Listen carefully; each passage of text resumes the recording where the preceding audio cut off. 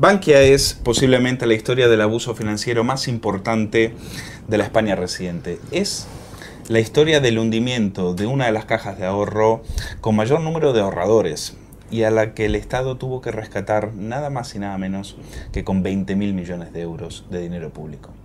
Para hablar de Bankia, vamos a hablar sobre todo con José Luis Heras Elemín, que es nuestro corresponsal en el Congreso, ustedes ya le conocen, pero también el autor de este libro, Bankia, algo más y algo menos. Un auténtico informe Bankia, un trabajo de muchos meses de investigación en el cual José Luis Heras Elemín ha intentado dilucidar cuáles fueron las claves del hundimiento y el rescate de esta caja de ahorros. ¿Qué tal, José Luis? Bienvenido a Periodista Digital. Buenas tardes. Aunque esta es tu casa. Bien hallado. Así que, bueno, me decías que la primera pregunta que tenía que hacerte era ¿por qué Bankia algo más y algo menos? Pues ahí está. Bueno, vamos a ver. Cuando yo escribí este libro fue en el momento que aparecía el tema del que se iba a producir la denuncia de Unión, Progreso y Democracia ante la Audiencia Nacional con respecto al tema Bankia. Entonces, había que estudiar lo que ocurría.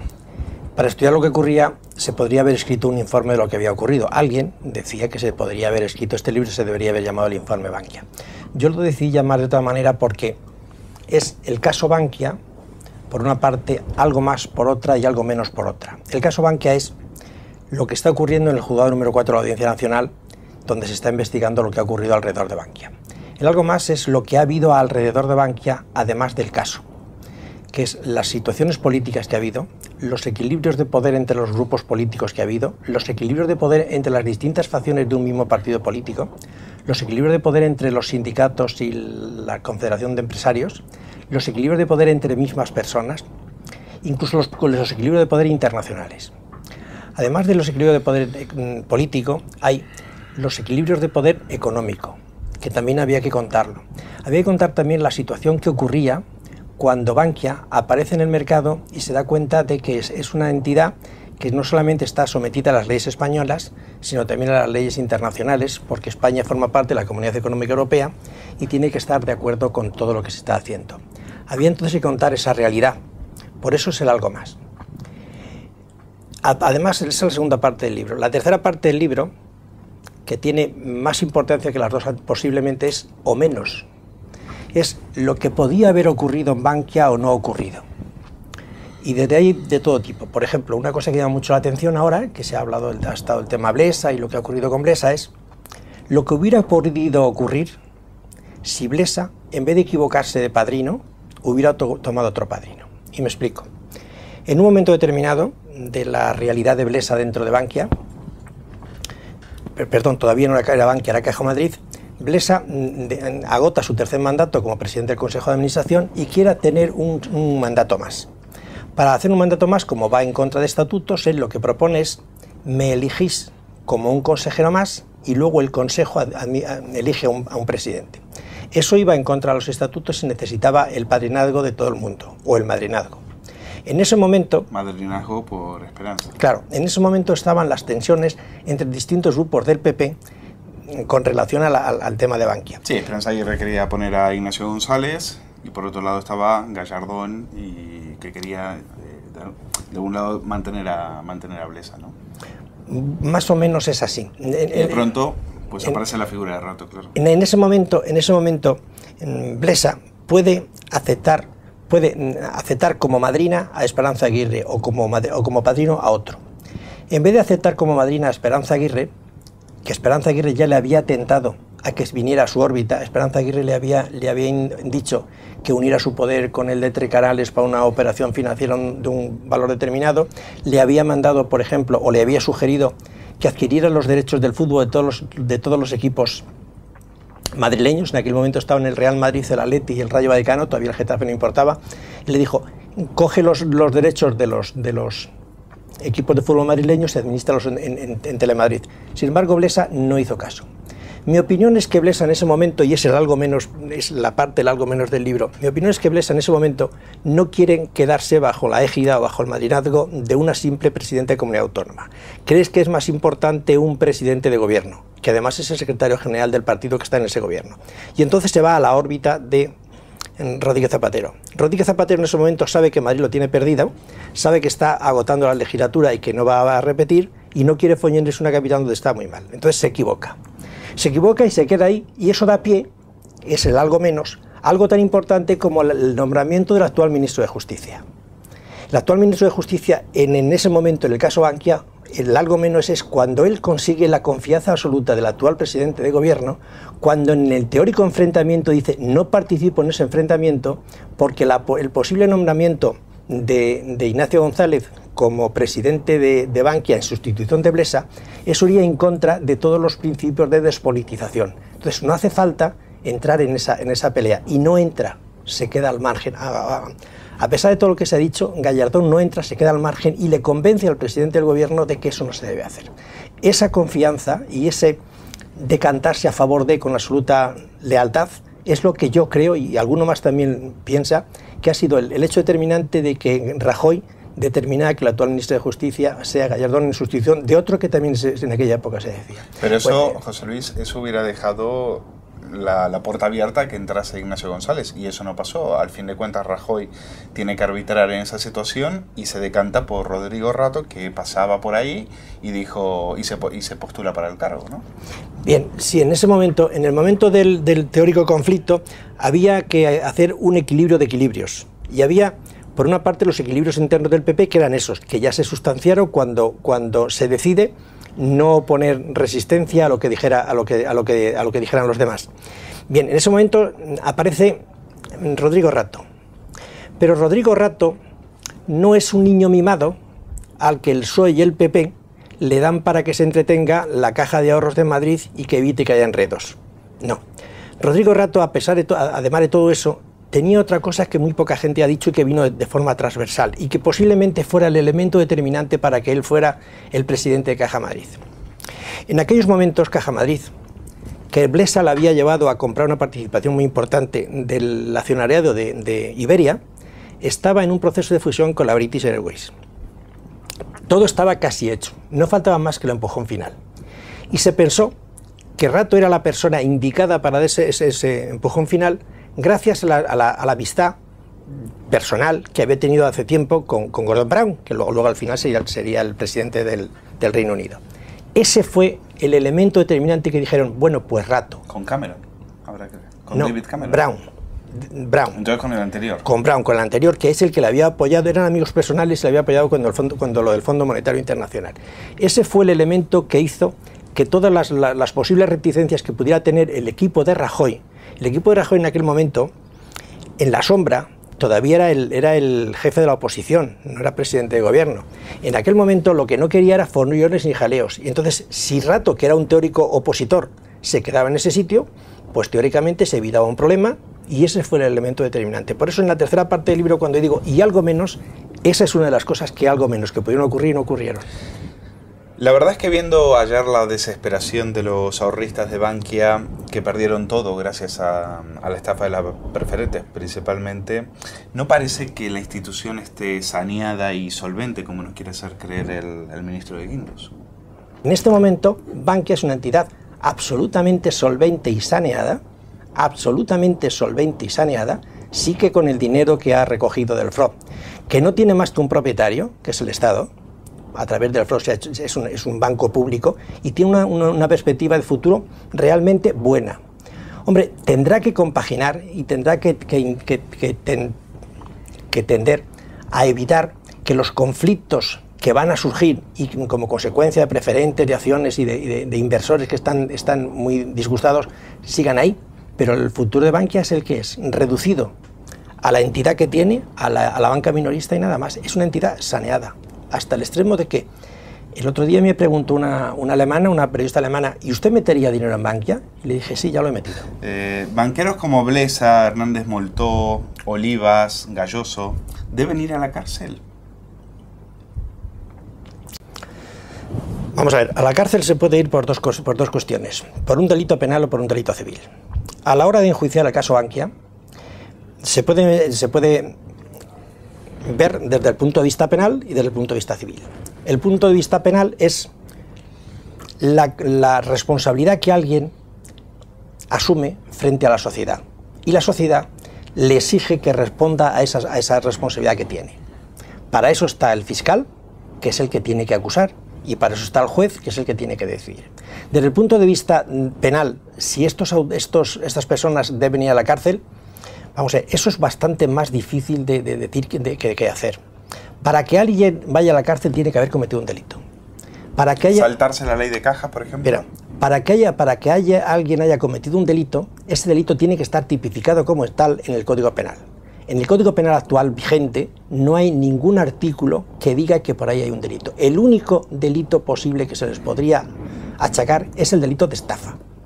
Pero para que el delito de estafa sea real se necesitan 3 condiciones. No vamos a entrar en eso. ¿Hubo estafa en el caso Bankia o no hubo estafa? Vamos a ver. Para que haya estafa tiene que haber alguien que tenga voluntad de engañar, que parece ser que ha existido. Que a la hora de tener voluntad de engañar, engaña a otro de forma que se considere bastante. Que tenga beneficio patrimonial, la segunda condición. Y la tercera, que el que sea perjudicado haya sido perjudicado en sus intereses personales. Las 3 condiciones ocurren excepto una, que es que el engaño haya sido bastante. El Código Español, el Penal Español dice que hay delito de estafa cuando la autoridad considera engaño bastante. Lo tendrá que decidir el juez. Los que han comprado participaciones preferentes o los que han comprado acciones de Bankia lo han hecho con arreglo a lo que se les estaba ofreciendo. Personalmente yo creo que hay una diferencia entre lo que se les ofertó o lo que ellos creían que se les ofertaba y lo que ellos firmaban que compraban. Para que haya delito, lo que ellos firmaban que compraban tenía que ser distinto a lo que les dijeron que les estaban vendiendo. Para demostrar que alguien le estaba engañando, tendrá que decir alguien, por ejemplo un vendedor, a lo mejor un director de sucursal o un interventor de una sucursal que está vendiendo acciones preferentes, que le puede haber dicho a un sujeto, oiga, yo le estoy dando a usted esto que es una inversión a plazo fijo con una rentabilidad tal. Pero él tendrá que decir, yo le he engañado. Él tendrá que decir, yo me he pringado. Yo le he estafado a usted, yo he sido un cooperador necesario para estafarle. Esa palabra está frente al otro. Dice, ¿ha habido estafa? Yo personalmente creo que ahí se han conjugado 3 o 4 cosas. Primera, la voluntad del banco de sacar preferentes, que habría que analizarlo. Un banco saca preferentes por no hacer una ampliación de capital.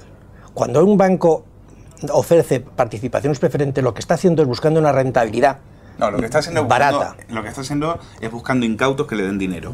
Hace 2 semanas, el ministro de Economía, Luis de Guindos, aseguró que la fusión de las 7 cajas de ahorro, que dio como resultado Bankia, y su posterior salida a bolsa fueron un error. Bueno, vamos a ver. Primero, cuando Bankia sale a bolsa, el que está en el ministerio no es de Guindos. El ministro es socialista, no es de Guindos. Primero, en la fusión de Bankia, cuando se hace la fusión de las 7 cajas de ahorros, estaba diseñada para que la fusión fuera de 6.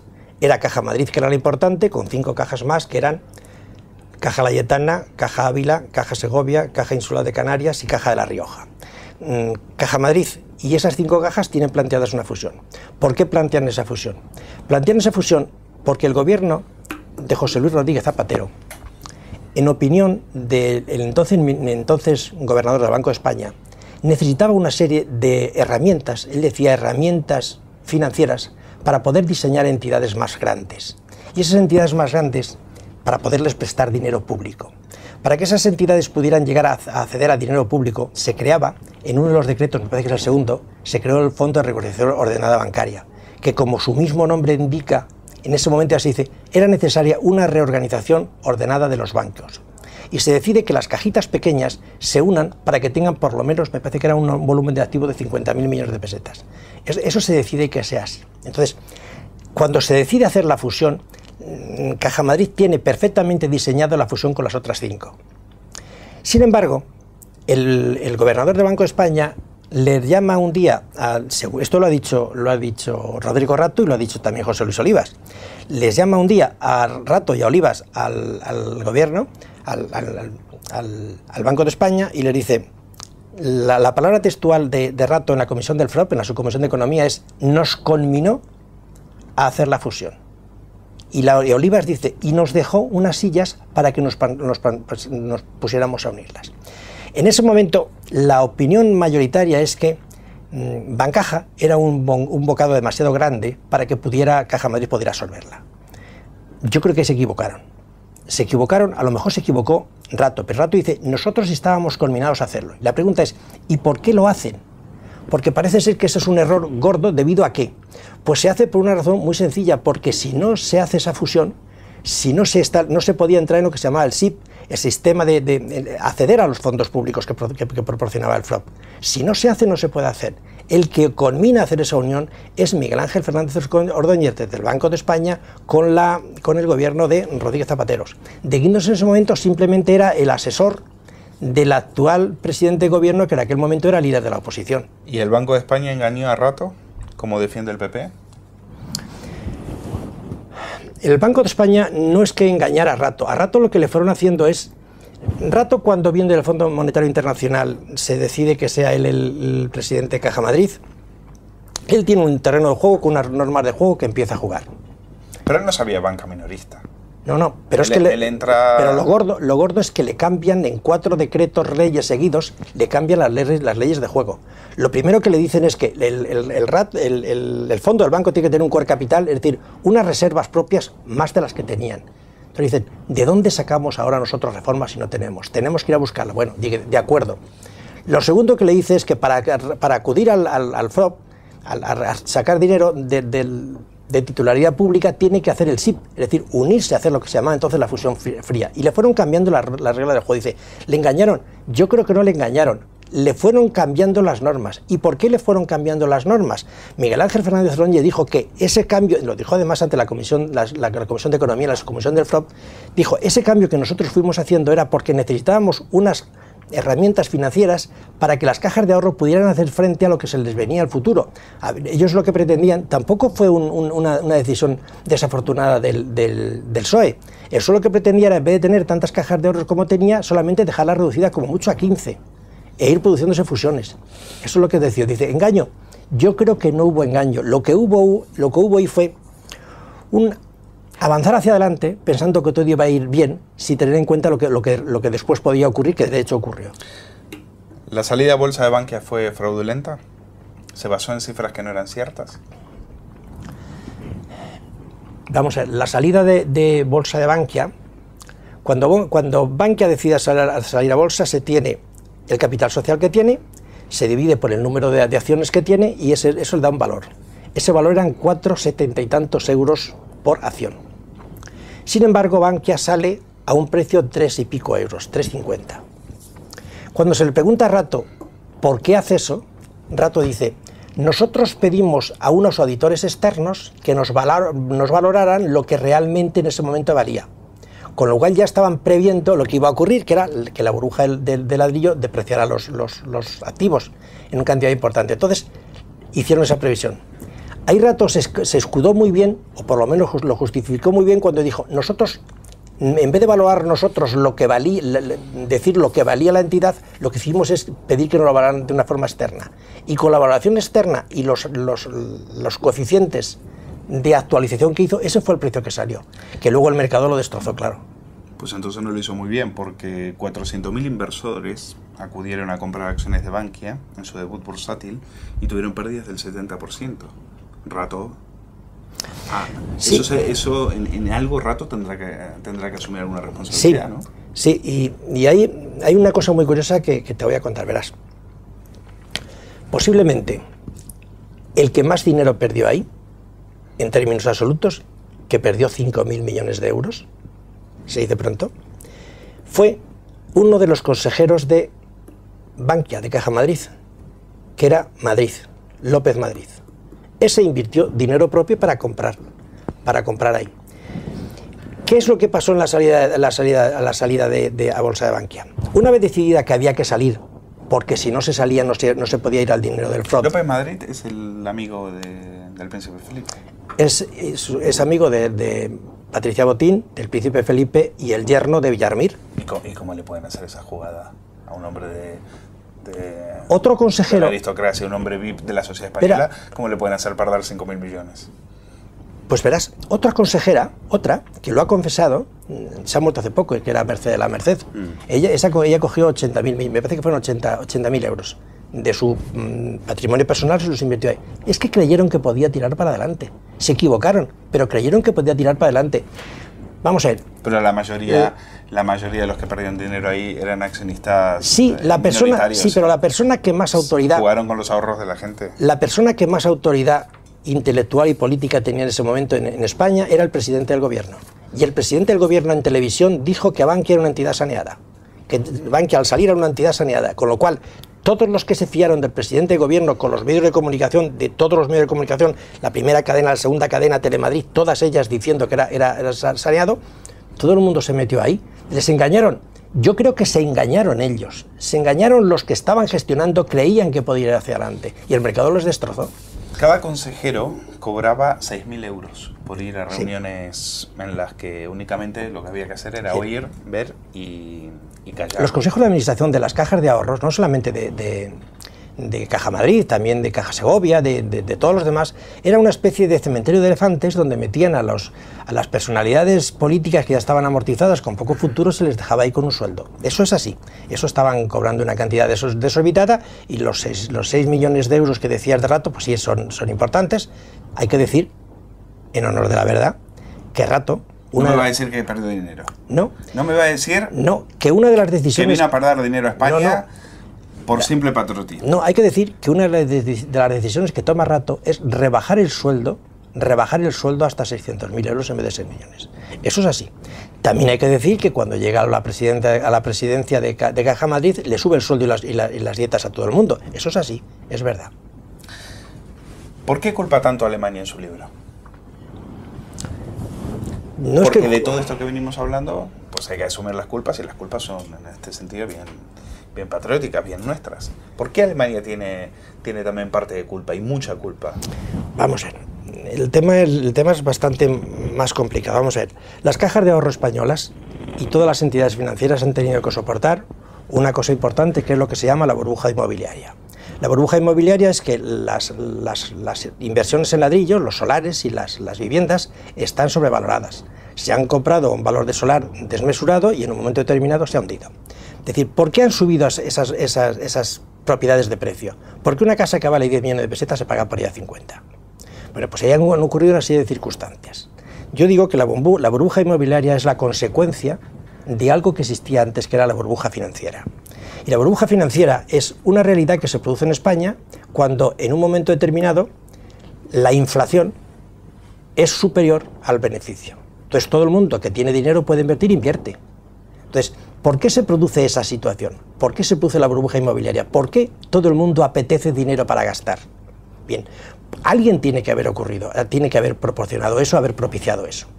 Ocurre que en el año 1989, en España, el que tenía 100.000 pesetas, al final de año, puesto a plazo fijo, tenía una rentabilidad del 12%, del 12 a 14%.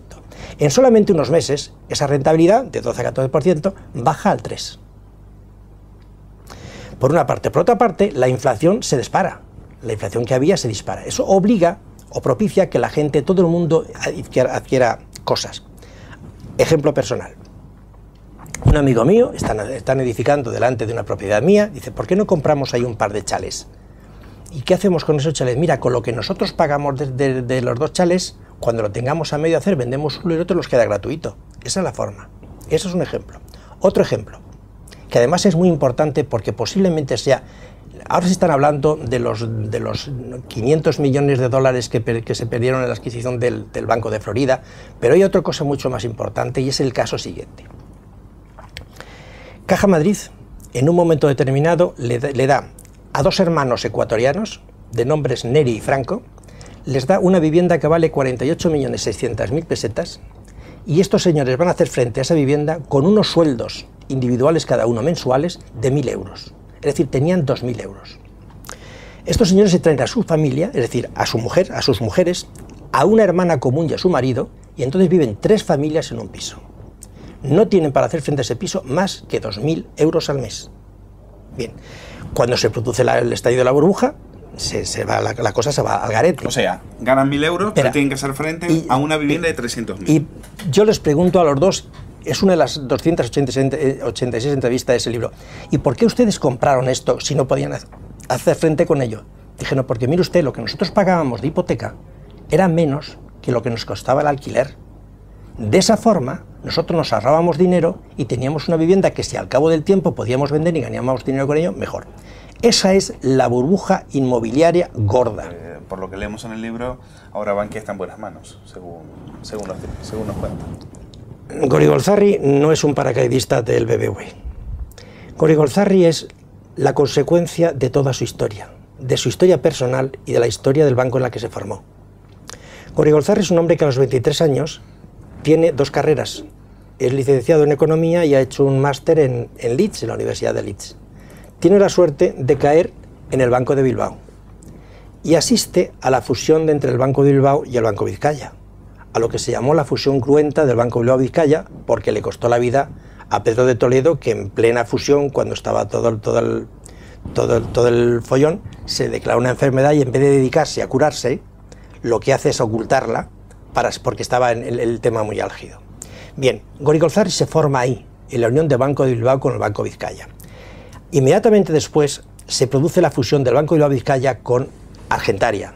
Argentaria entonces era la entidad que había salido de la corporación bancaria que en época de Carlos Olchaca había unido todos los bancos del Estado en una sola. Y se forma una entidad muy bonita que es Banco Bilbao-Vizcaya Argentaria. Ahí es donde Gorigolzarri hace su carrera, ha visto las fusiones y él tenía una especialidad que era de estrategia financiera, de estrategia bancaria. Ahí se hace banquero. Y en un momento determinado, cuando se jubila, teóricamente era el número 2, el número 1 era Francisco González, y se podían hacer dos cosas, o sustituir a Francisco González o no. Los criterios entre Francisco González y Gorigolzarri no eran los mismos. Entonces lo que hace es apartarse. Él se aparta, pacta una jubilación, se dedica a hacer otras inversiones. Una de las cosas que se dedica a hacer, que es muy curiosa, se dedica a vender electrodomésticos de MediaMarkt.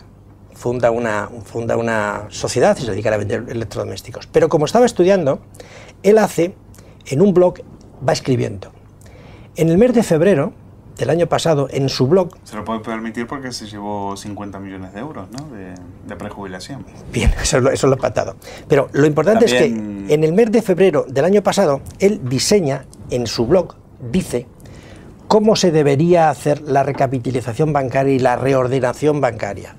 Eso es lo que toma Luis de Guindos y dice, esta es la solución. Y ese es el elemento determinante para que elegir que Gorigolzarri sea el que se sustituya a rato. Yo acabo de ver lo que ha pasado con Blesa. Lo que yo no sé es qué eso que va a aportar. A mí me importa mucho más que la gente vaya a la cárcel, que los banqueros vayan a la cárcel. Me importa, sí, que paguen el que haya cometido un error o un fraude, que lo pague. Pero me importa muchísimo más los miles de accionistas. Es que, por ejemplo, preferentistas de Bankia había 92.000. A los que han invertido más de 3,5 millones de euros. Eso es muchísimo dinero para personas que a lo mejor eran los ahorros de toda su vida. A mí me importa eso muchísimo más que el que un banquero vaya o no a la cárcel. Lo que me importa es que a esa gente se les satisfaga y por lo menos que se les compense. A los que se les hayan engañado, los que simplemente se han metido una operación especulativa, la que han perdido, pues que lo paguen. José Luis Arias, corresponsal de Periodista Digital en el Congreso. Qué placer tenerla aquí para poder hablar de Bankia, ¿eh? Muchas gracias. Muchas gracias.